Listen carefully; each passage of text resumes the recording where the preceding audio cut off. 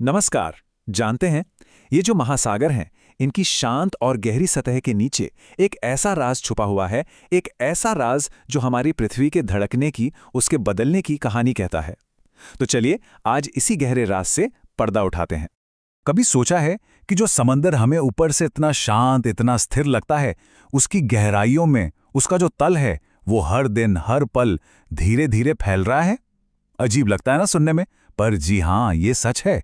हमारी धरती के अंदर से लगातार नई जमीन जन्म ले रही है, और इसी हैरान कर देने वाली प्रक्रिया को समझाती है सी फ्लोर स्प्रेडिंग थ्योरी। तो ये सी फ्लोर स्प्रेडिंग थ्योरी आखिर है क्या? देखिए, आसान भाषा में कहें तो ये एक जियोलॉजिकल प्रोसेस है। हमारी पृथ्वी की जो सतह है वो विशाल चट्टानी प्लेट से बनी है, जिन्हें हम टेक्टोनिक प्लेट्स कहते हैं।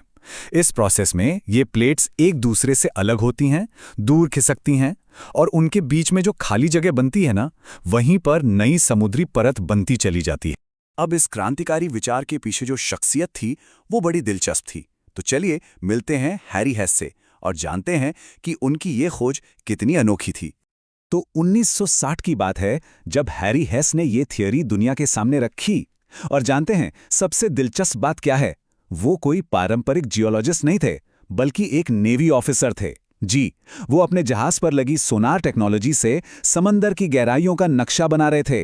तो अपनी इस रिसर्च के दौरान उन्हें मिला क्या? उन्होंने एक कमाल की चीज देखी। उन्होंने पाया कि समुंदर के ठीक बीचों बीच एक बहुत लंबी पहाड़ों की चेन है, जिसे कहते हैं मिड ओशियानिक रिज या मध्य महासागरीय कटक। और यहीं से, इसी रिज से पृथ्वी के अंदर का पिघला हुआ मैग्मा ऊपर आता है और नई समुद्री परत बना देता है।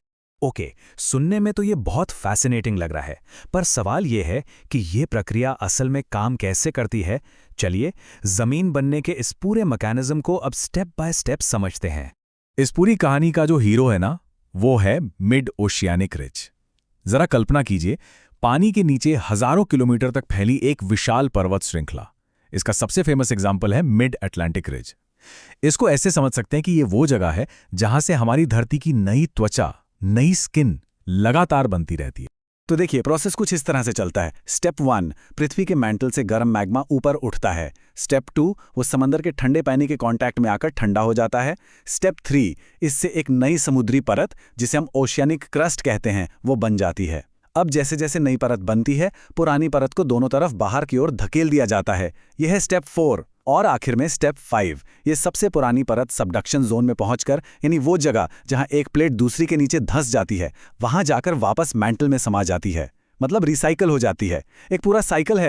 और हाँ, जो भी स्टूडेंट्स एग्जाम्स की तैयारी कर रहे हैं, उनके लिए एक बहुत ही आसान सी ट्रिक है इसे याद रखने की। ट्रिक है ridge is equal to rise is equal to new crust.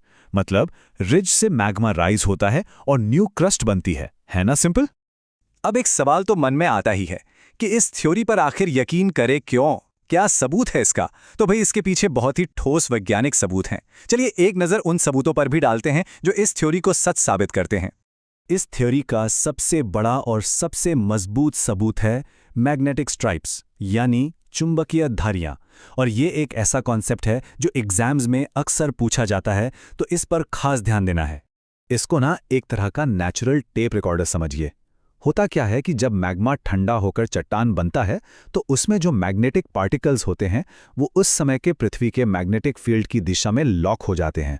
अब साइंटिस्ट्स ने ये देखा कि समुद्री तल की चट्टानों में कहीं कहीं तो नॉर्मल पोलैरिटी है, मतलब मैग्नेटिक फील्ड नॉर्थ की तरफ है, लेकिन कुछ चट्टानों में रिवर्स्ड पोलैरिटी मिली, यानी उस समय पृथ्वी का मैग्नेटिक फील्ड पलट चुका था और साउथ की तरफ था। और सबसे मजेदार बात, रिज के दोनों तरफ इन नॉर्मल और रिवर्स्ड पट्टियों का जो पैटर्न था, वो बिल्कुल एक जैसा था, एकदम मिरर इमेज की तरह। इससे सिर्फ एक ही नतीजा निकल सकता था कि समुद्री तल एक साथ नहीं बना, बल्कि ये रिज के बीच से धीरे धीरे फैलता गया है। सोचिए जरा, अगर ये एक साथ बना होता तो सभी चट्टानों की मैग्नेटिक डायरेक्शन एक जैसी होती, है ना? दूसरा बड़ा सबूत मिला समुद्री तल की चट्टानों की उम्र से। साइंटिस्ट्स ने पाया कि जो चट्टानें मिड ओशियनिक रिज के बिल्कुल पास हैं, वो सबसे नई हैं। और जैसे जैसे हम रिज से दूर महाद्वीपों की तरफ जाते हैं, चट्टानें लगातार पुरानी होती चली जाती हैं। बिल्कुल साफ पैटर्न था। और सबसे हैरान करने वाली बात पता है क्या थी? कि कोई भी समुद्री तल कहीं का भी 200 मिलियन साल से ज्यादा पुराना है ही नहीं। जियोलॉजिकल टाइम के हिसाब से देखें तो ये तो बहुत ही नया है। ये इस बात का पक्का सबूत है कि पुरानी परत लगातार नष्ट हो रही है और नई परत बन रही है। लेकिन सुनिए, हैरी हेस की ये खोज सिर्फ समुद्री तल के फैलने की कहानी नहीं थी। नहीं, इसने विज्ञान की एक बहुत पुरानी और एक बहुत बड़ी पहेली को भी हमेशा हमेशा के लिए सुलझा दिया। देखिए, दशकों पहले अल्फ्रेड वैगनर ने अपनी कॉन्टिनेंटल ड्रिफ्ट थ्योरी में ये तो बता दिया था कि महाद्वीप अपनी जगह से खिसक रहे हैं। लेकिन पूरी साइंटिफिक कम्युनिटी उनसे एक ही सवाल पूछ रही थी, पर कैसे? वो कौन सी ताकत है जो इन्हें हिला रही है? और वेगनर के पास इस कैसे का कोई जवाब नहीं था। इसी कैसे का जवाब दिया हैरी हेस ने। उन्होंने बताया कि असल में महाद्वीप खुद नहीं चल रहे हैं, बल्कि समुद्री तल एक विशाल कन्वेयर बेल्ट की तरफ फैल रहा है, और महाद्वीप तो बस उस बेल्ट पर सवार हैं जो साथ साथ खिसकते चले जा रहे हैं। ये कॉन्टिनेंटल ड्रिफ्ट की पहेली का वो खोया हुआ टुकड़ा। और बात यहीं खत्म नहीं होती। सी फ्लोर स्प्रेडिंग की थ्योरी आज की सबसे बड़ी और सबसे जरूरी थ्योरी यानी प्लेट टेक्टोनिक्स का एक मजबूत स्तंभ है। यही थ्योरी हमें समझाती है कि डाइवर्जेंट बाउंड्रीज पर क्या होता है, नई क्रस्ट कैसे बनती है और असल में ये प्लेट्स मूव ही क्यों कर रही हैं।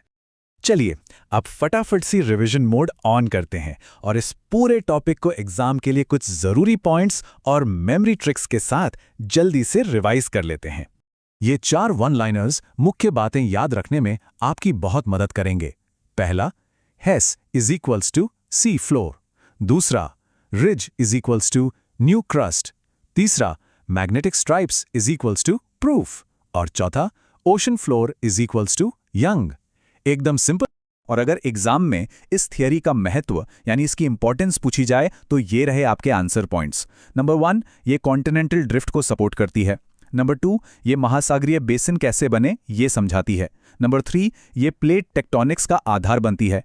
और नंबर 4, ये भूकंप और ज्वालामुखियों का कारण भी समझाती है। तो हमने ये तो समझ लिया कि समुद्री तल एक कन्वेयर बेल्ट की तरफ फैल रहा है, लेकिन एक आखिरी सवाल, एक बहुत बड़ा सवाल अभी भी बाकी है। इस विशालकाय कन्वेयर बेल्ट को चला कौन रहा है? वो कौन सी अदृश्य शक्ति है जो इस पूरे प्रोसेस को ड्राइव कर रही है? इस सवाल का जवाब हम जानेंगे अपने अगले विश्लेषण में।